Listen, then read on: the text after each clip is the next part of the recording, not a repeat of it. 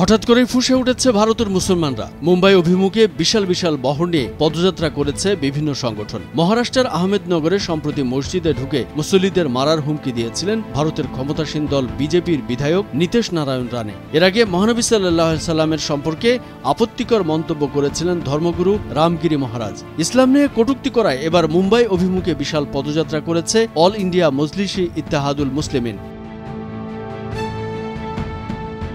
সংবাদ মাধ্যম Times of India এবং ফ্রি প্রেস জার্নাল জানিয়েছে 23 সেপ্টেম্বর রাতে অন্যান্য রাজনৈতিক ও সামাজিক দল সহ AIMIM এর সাবেক সাংসদ ইমতিয়াজ জলিলের নেতৃত্বে একটি বড় বিক্ষোভ হয়েছে। ঘৃণাত্মক বক্তৃতার জন্য বিজেপি বিধায়ক নীতেশ রানে এবং রামগিরি মহারাজের বিরুদ্ধে ব্যবস্থা নেওয়ার দাবি জানান বিক্ষোভকারীরা। বিক্ষোভে মুসলিম সম্প্রদায়ের হাজার হাজার মানুষকে জড়ো হতে দেখা যায় বলে জানিয়েছে ভারতীয় সংবাদ মাধ্যমগুলো।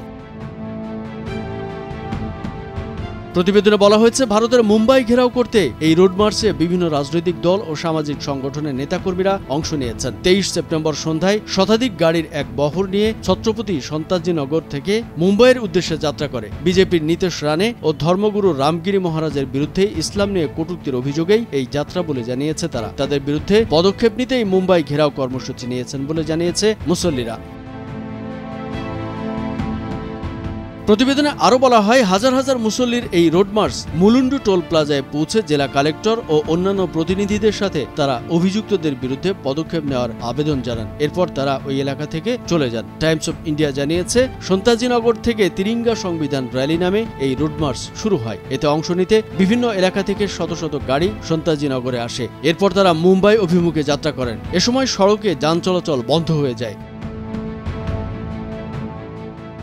পুলিশ জানিয়েছে, মুম্বাই অভিমুখে যাত্রার কারণে প্রথমবারের মতো সমৃদ্ধি এক্সপ্রেস ওয়েতে যানজটের সৃষ্টি হয়। শত শত গাড়ি র্যালিতে অংশ নেওয়ায় এমন ঘটনা ঘটেছে। অল ইন্ডিয়া মজলিসু ইত্তেহাদুল মুসলিমিন দলের সাবেক সংসদ সদস্য ইমতিয়াজ জলিল এই রোড মার্চ থেকে রামগিরি মহারাজ এবং নীতেশ রানেকে গ্রেপ্তারের আহ্বান জানিয়েছেন। এছাড়াও ইসলাম নিয়ে বিরূপ মন্তব্য করায় কঠোর হুঁশিয়ারি উচ্চারণ করেন তিনি। প্রতিবেদনে বলা হয়, পুলিশি বাধার কারণে তারা মুম্বাই প্রবেশ করতে পারেনি। তাদের রোধে মুম্বাইয়ের প্রবেশদ্বারে প্রায় 3000 পুলিশ মোতায়েন করা হয়। পুলিশের জয়েন্ট কমিশনার সত্যনারায়ণ চৌধুরী বলেন, পরিস্থিতির উপর কঠোর নজর রাখা হয়েছে। তারা সোমবার রাতে কর্মকর্তাদের কাছে আবেদন জমা দিয়ে ঘটনাস্থল ত্যাগ করেন। এই বিক্ষোভে প্রায় 2000 গাড়ি অংশ নেয়।